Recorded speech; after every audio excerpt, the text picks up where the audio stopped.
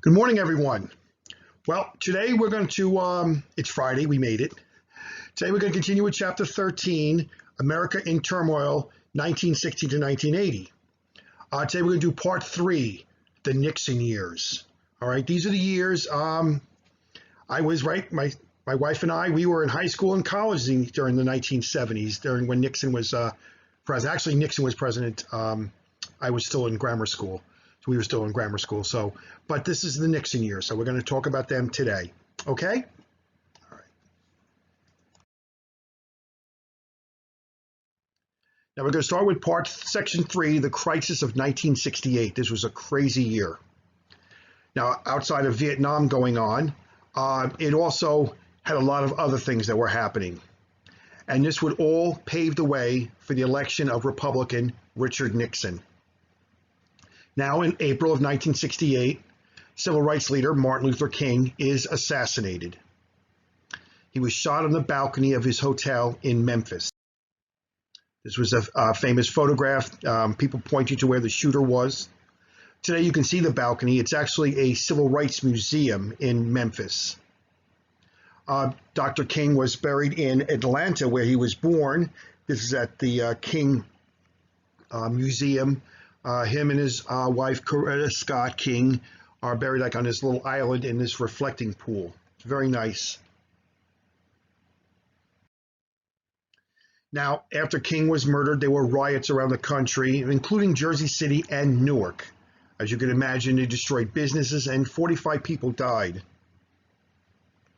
Later that year, Robert Kennedy, John F. Kennedy's younger brother, is going to run for the Democratic nomination. We'll talk about that in a little bit. But he's actually seen as an inspirational leader who could heal the nation's wounds. But in June of 1968, he was shot and killed.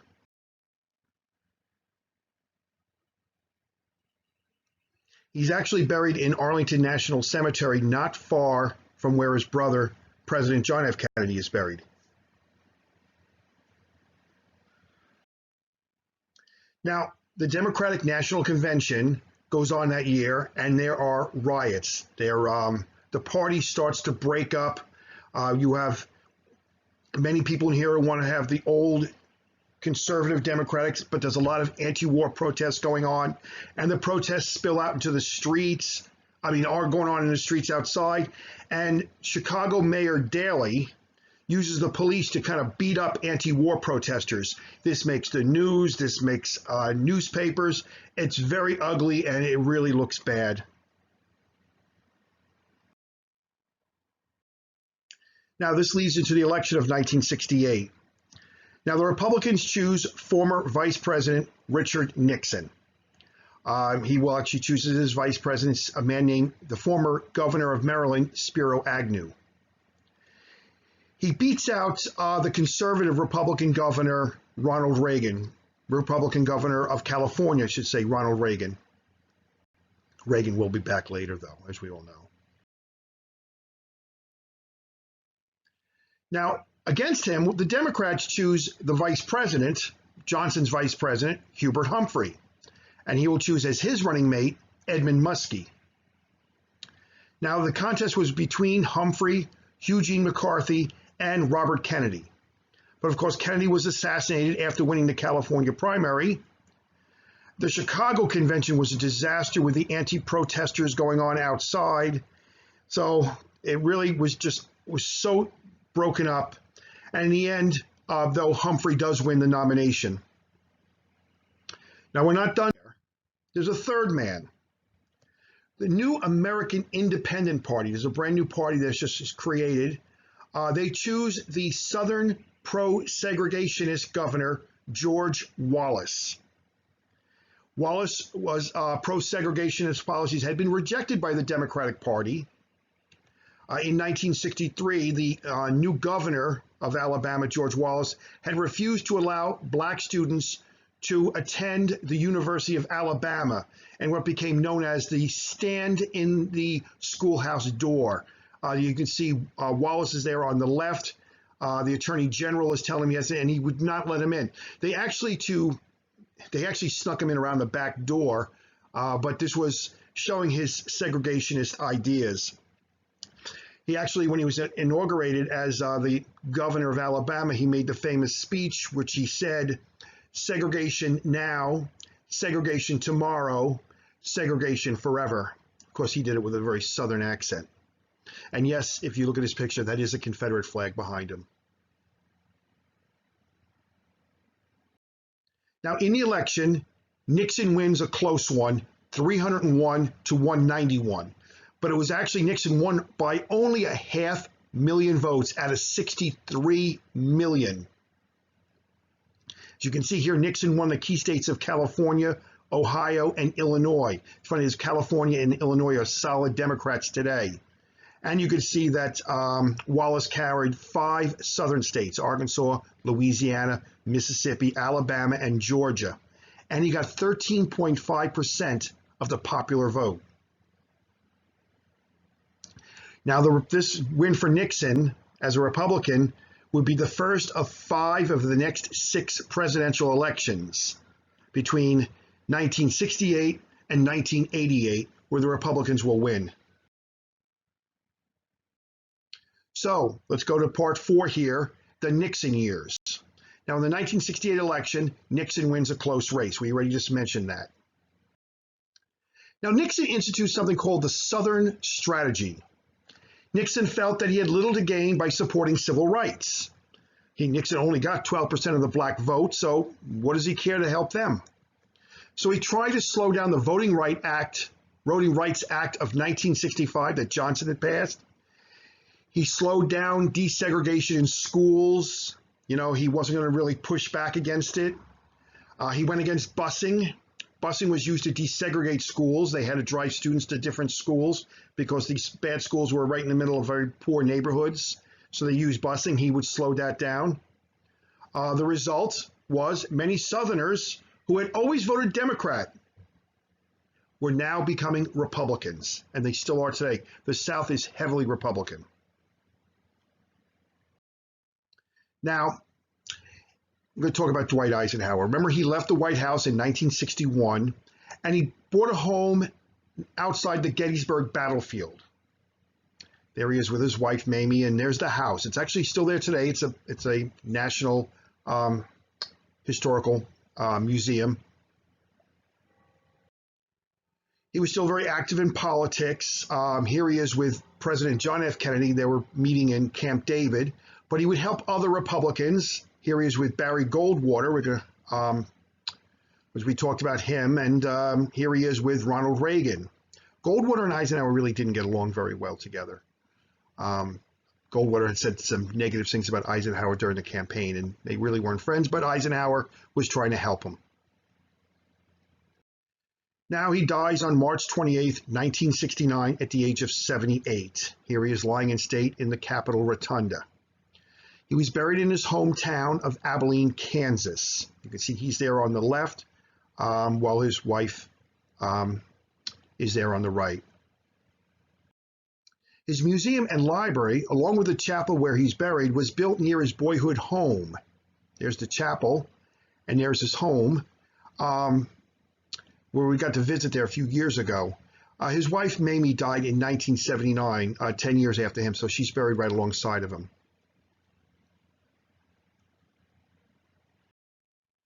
Now, great event happens, July 20th, 1969. Kennedy's dream of putting a man on the moon finally happens. American astronaut Neil Armstrong becomes the first man to walk on the moon. There he is, and you can see there's the, that was the landing, where they call the, oh, there was a name for it, I forget what it was now. It landed on the moon. And the bottom part there that's all kind of in gold would stay behind, and the top part silver, they went back inside, and that's the part that blasted off. There's Armstrong's footprint. Probably still there today. Now we're going to talk about Nixon's foreign policy. In 1972, Nixon visits China. He meets with Chairman Mao Zedong. He's the first U.S. president to visit China. Here he is with his wife, Pat, and they're on the Great Wall of China. Nixon visits the Soviet Union. He met with Premier Brezhnev. Brezhnev's still around, so are his eyebrows. He signs SALT I. This is Strategic Arms Limitation Treaty. It puts limits on nuclear weapons.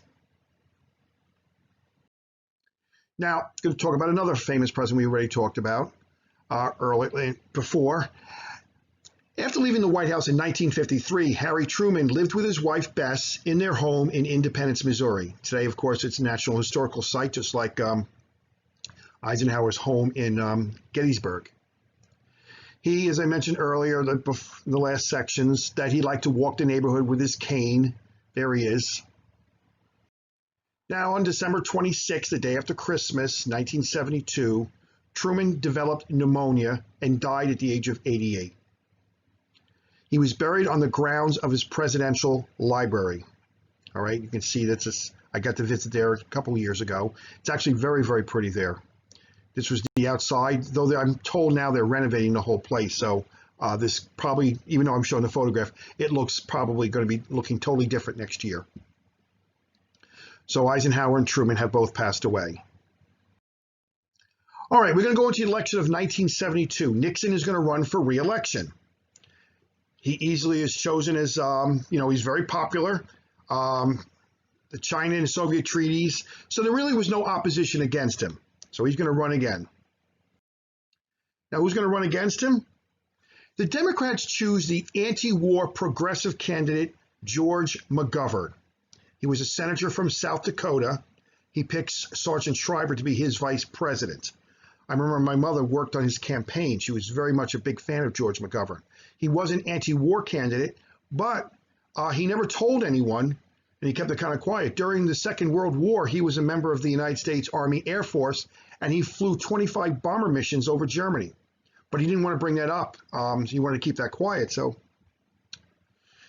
now Ted Kennedy, the Democrat, was the favorite. That's John and Bobby Kennedy's youngest brother. But he decided not to run for the nomination, so he doesn't even announce. So McGovern is going to go against Hubert Humphrey and George McGovern. Now, Wallace was doing very well until he was shot, which left him paralyzed, and he was forced to drop out of the race.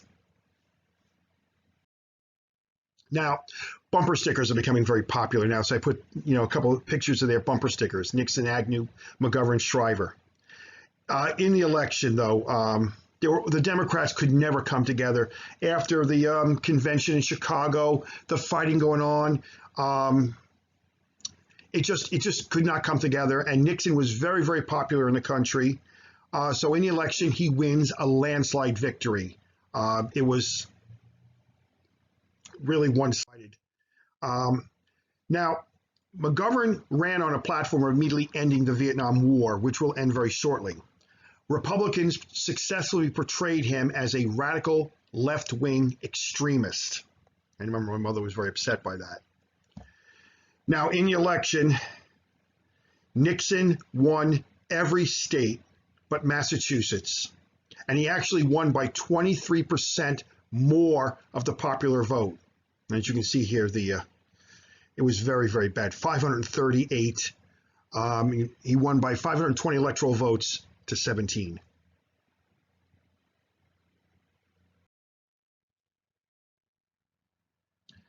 Now we're going to talk about the Watergate scandal. Now, as we mentioned, in 1972, Nixon wanted to win big. And his re-election campaign would do anything to guarantee a big win, even if it wasn't legal. 5 men linked to Nixon's re-election campaign were arrested breaking into the Democratic headquarters. They were at the Watergate Hotel, which is in Washington, D.C. It's still a big hotel today. Not cheap to stay there. I never did. It was just outside my budget. Now, Nixon goes on TV. He denies any knowledge of it. However, more evidence comes out, and he is now involved in an illegal cover-up. 2 Washington Post reporters, Woodward and Bernstein, investigate the story, and they just stay on it and stay on it and stay on it. Finally, after denying it, releasing tapes, he even got on TV and told everyone that he was not a crook.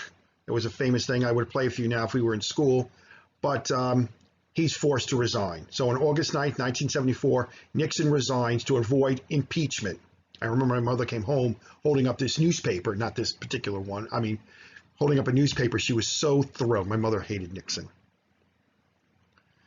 And there he is with the famous his little victory thing, saying goodbye to everyone. He's getting ready to board Marine One to fly to the to take him to the airport where he'll take Air Force One back to California, where he'll spend the rest of his life. Actually lives in New Jersey for some time, upstate New Jersey in Saddle River.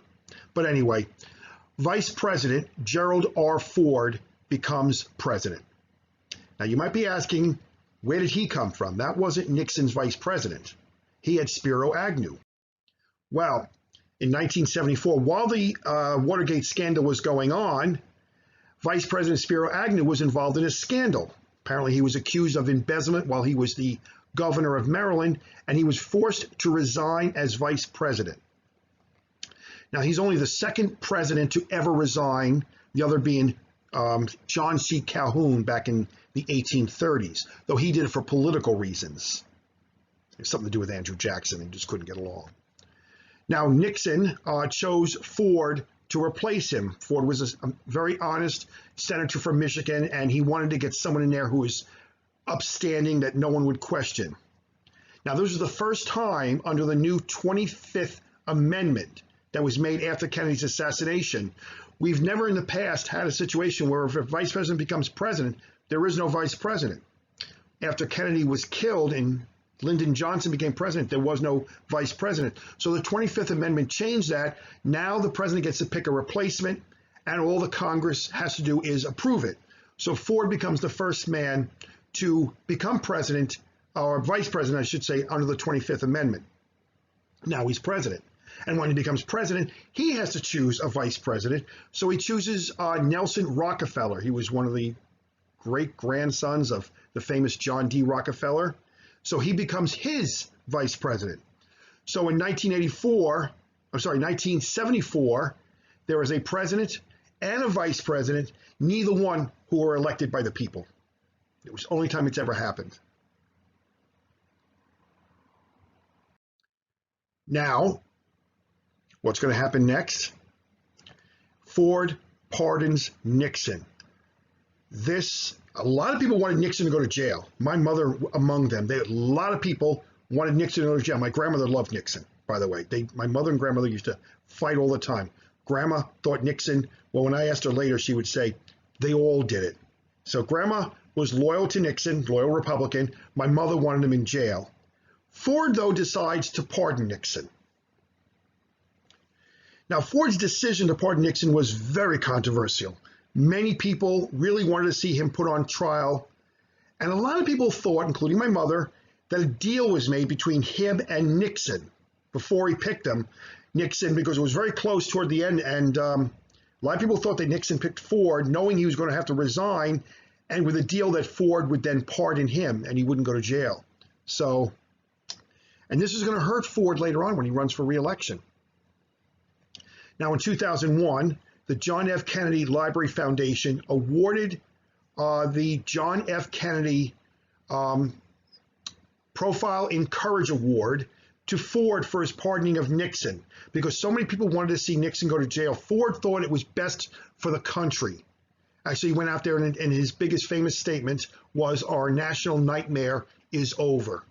He thought if Nixon was to go through a trial, and it would just be very bad for the country. And it's hard to argue with that, seeing the President of the United States put on trial. So I personally myself think Ford did the right thing.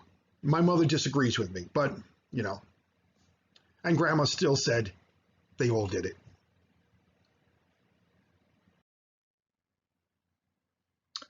Okay, well, that's it. That's the Nixon years. Like I said, my mother was never a big fan of Nixon, but Grandma stuck by him, and she used to say, even though it was after all the guilt was coming out, she said, well, they all did it. So Nixon was a very interesting character. Anyway, all right.